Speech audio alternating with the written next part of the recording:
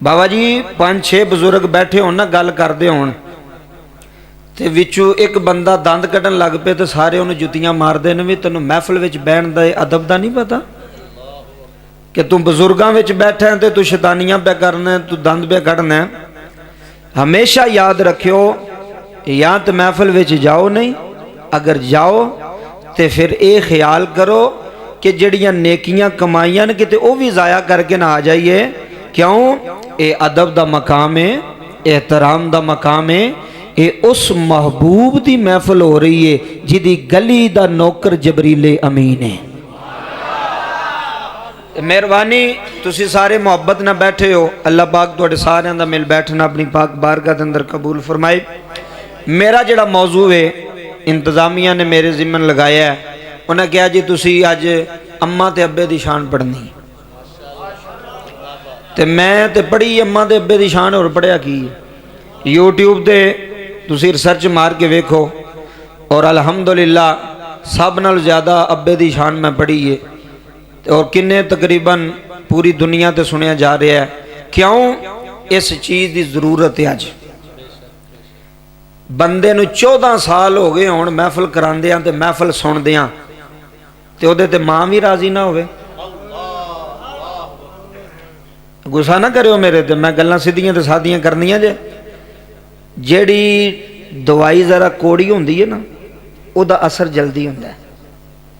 इधर मेरे वाल वेखियो, जदों बच्चा बीमार होवे ना बाबा जी ते मां दवाई लैके आवे डॉक्टर कोल 500 रुपया भी दवे ते बच्चा तुहानूं पता आई मैं दवाई नहीं खांदा, मां कहती है दवाई खाओ, कहता अम्मा मैं नहीं खानी मेरे को लंघदी नहीं, तो मां छड़ देंदी है। तवज्जो, मां आंदी है भी ठीक है पुत्र तू नहीं खानी तो मैं तेनों नहीं खवांदी। मां उहदे धौणों फड़ के ना उन्होंने मंजी ते सुट्टदी है, उन्होंने जबरदस्ती दवाई खवांदी है। क्यों खवांदी है जी? मां नूं पता है कि ये दवाई खाएगा तो इनू आराम मिठियां मिठियां तकरीरां ते मिठियां मिठियां नातां सुन के टुर जाओ, की तुहानूं असर है? महफिल हो रही किन्ने साल जी? 14 साल हो गए ने। तब्दीली की आई है पिंड दे विच, देहात दे अंदर, इस बस्ती दे अंदर। जी बुजुर्गों मेहरबानी बहुत शुक्रिया।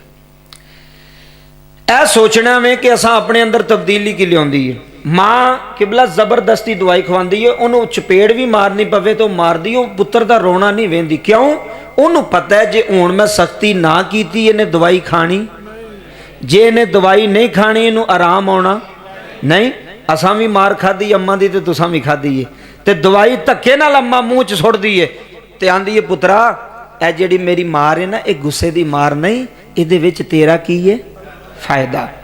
मैं पंजाबी या मौलवी जे सीधा जा पिंड थां दा रहण वाला, तो मेरे को गल्लां होणियां जे सीधियां बिल्कुल पंजाबी ठोस जुबान। मैं तो अगले दिन मुल्तान भी क्या, मैं कहा मेरी पंजाबी जुबान है, तुहानूं पता नहीं समझ आवे कि ना आवे। वो आंदे ने अज ही तो सानूं समझ आई है।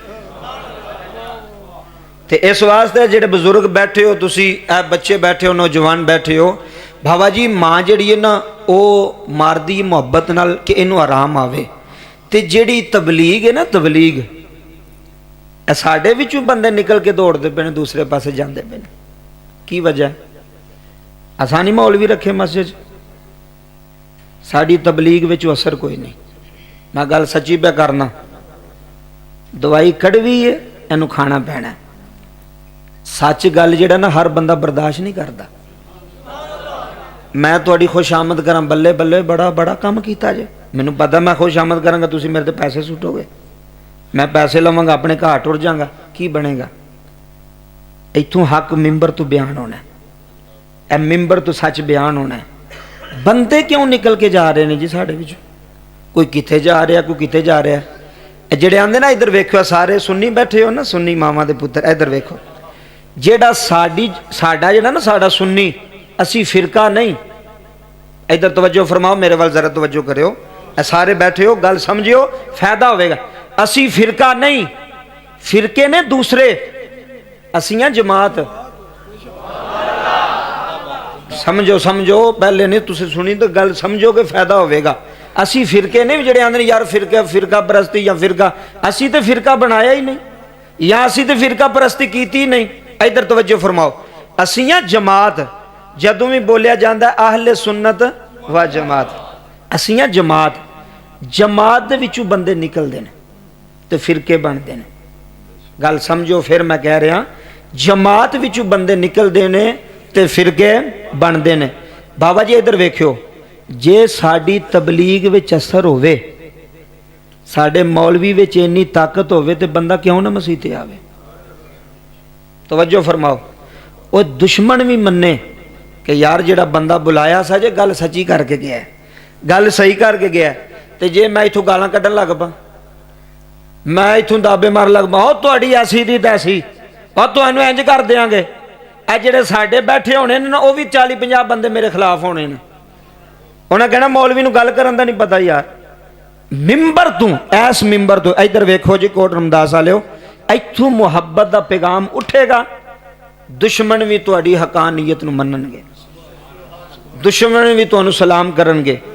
گل حق جڑی ہے نا حق، انہوں دشمن بھی ماندا پاویں ظاہر کرے تے پاویں نہ کرے۔ ساڈا جڑی جماعت ہے نا ساڈی، اے وے حق جماعت، اے وے سچ جماعت، اس اساں فرقہ کوئی ہون بنیا یا 100 سال پہلا بنیا ہے، اے جماعت جڑی ہے اے صحابہ دی جماعت سی۔ اس واسطے کوشش کرو کہ تبلیغ کیتی جائے، صرف اے نہ دسیا جائے بھی اینے سال ہو گئے نے، اے ویکھو بھی تبلیغ ہوئی کنی ہے 14 سالاں سے، قبلہ غصہ نہیں کر رہے، ادھر میرے وال ویکھو، ہویا کنی تبلیغ کی ہوئی ہے، کنے بندے لے ہوندے جے تساں، تواڈے وچوں نکل کے گئے نا، تساں لے ہوندا تو کوئی نہیں کسے والوں، اساں صرف بڑکاں ہی ماریاں او انج کر دیاں گے انج کر دیاں گے، اساں کسے نوں دتا کچھ نہیں، جے دتا ہوندا تے ادھر کھچ کے ایتھے لے ہوندے۔ اے جے حق جماعت، اے جے سچ جماعت، جس جماعت دے بانی حضرت محمد مصطفیٰ صلی اللہ علیہ وسلم۔ ہاں اہل سنت، سنت چلن والے اہل سنت، اسی حضور دیاں سنتاں نال پیار کیتا ہے، حضور دا ویکھو سانو اسی کسے نوں آکھیے نا یار نماز پڑھ، اگلا پتہ کی آندا تو اپنی پڑھ، تو سانو چھڈ، ساڈا امام مسجد بھی ہوئے نا وہ بھی آندا میں تینوں منہ ہی نہیں لانا گو، تو تیری جرت کیویں ہوئی ہے، تو مینوں دانے دینا، تو مینوں پیسے دینا، تو مینوں آکھے کہ اپنی پڑھ، امام مسجد غصہ کر جائے گا۔ ادھر ویکھو بچہ تھلے بہ جا پتر، اے بچے نے بٹھا دے، اے ویکھو نبی کریم صلی اللہ علیہ وسلم نو پتھر وجے نا، بولو اینج دی تقریر بھی سن لیندے کوئی نہیں، پتھر وجے سن طائف دی وادی اندر، نبی پاک نے کی فرمایا سارے نو تباہ کر چھڑ، کیا بولو آکھیا پتھر پہ وجدے نے، لہو لہان کریم نبی صلی اللہ علیہ وسلم دا جسم ہے، اسی ایک باری کسی حال جائیے نا، اسی آنے بھائی او دے حال میں نہیں جانا، او دی زبان بڑی گندی ہے، جنی مرضی بھی گندی ہوئے ہیں تیرا حق بندا ہے، تنو شریعت کہہ رہی ہے، اسلام کہہ رہا ہے، تو پیغام پہنچا، تو بار بار جا، اگر تیری زبان ٹھیک ہے، اگر تیری زبان ٹھیک ہے، تسی بندیاں دے بسترے بھی چوک کے مسیتوں باہر سوڑ چھڑے نے، انہاں تو انہوں گال نہیں کیتی، ایک منٹ واسطے سوچو، اے دوائی کھڑوی جے دا فائدہ ہوئے گا، سنو، تسی انہاں نو تکے بھی مارے نے، انہاں توڑے گیرے بان تو نہیں پھڑیا،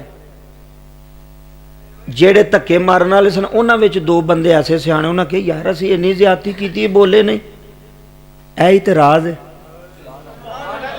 توجہ کرو میری گل وال، اے اعتراض ہے، اے بندے دی زبان جڑی ہے نا سکھایا ہی انہوں نے یہ جاندا وے تسی کسے نہ بدتمیزی نہیں کرنی، تسی کسے نہ زبان درازی نہیں۔